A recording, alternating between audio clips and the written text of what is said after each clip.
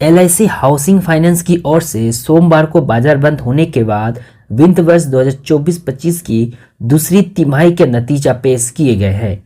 Company का मुनाफा जुलाई सितंबर अवधि में सालाना आधार पर 12% बढ़कर 1,329 करोड़ रुपए हो गया, जो कि पिछले वित्त वर्ष के समान अवधि में 1,188 करोड़ रुपए था।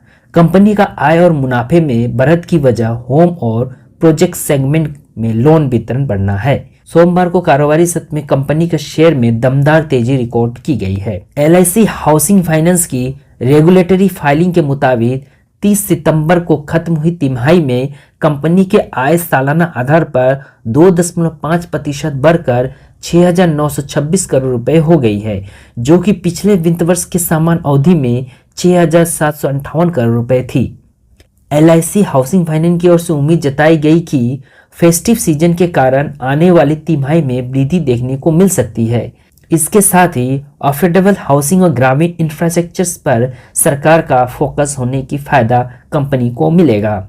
शेयर बाजार को दी जानकारी के मुताबिक कंपनी का आउटस्टैंडिंग लोन पोर्टफोलियो 6% बढ़कर 2,94,588 करोड़ रुपए हो गया है। व्यक्तिगत होम लोन का पोर्टफोलियो भी 7% बढ़कर 2,50,879 करोड़ रुपए हो गया है। जुलाई सितंबर तिमाही में कंपनी ने सालाना आधार पर 12% अधिक 16,476 करोड़ रुपए का लोन वितरित किया है। पिछले साल समान अवधि में यह आंकड़ा 14,665 करोड़ रुपए था। वित्त वर्ष 2025 की दूसरी तिमाही में कंपनी का ब्याज से आय सालाना आधार पर 6% घटकर 1,974 करोड़ रुपए हो गई है। यह पिछले वित्त वर्ष के समान तिमाही में 2,107 करोड़ रुपए थी।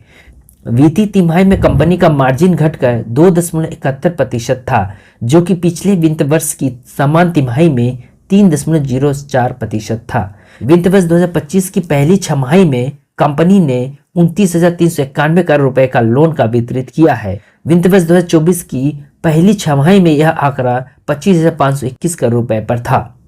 एलआईसी हाउसिंग फाइनेंस का शेयर सोमवार को 3.42% या 20.45 अंकों के तेजी के साथ 618.45% पर बंद हुआ।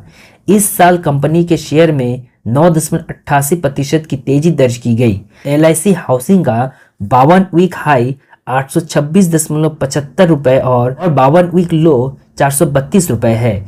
पिछले 6 महीने में एलआईसी हाउसिंग फाइनेंस का शेयर 7.22% पर टूट चुका है।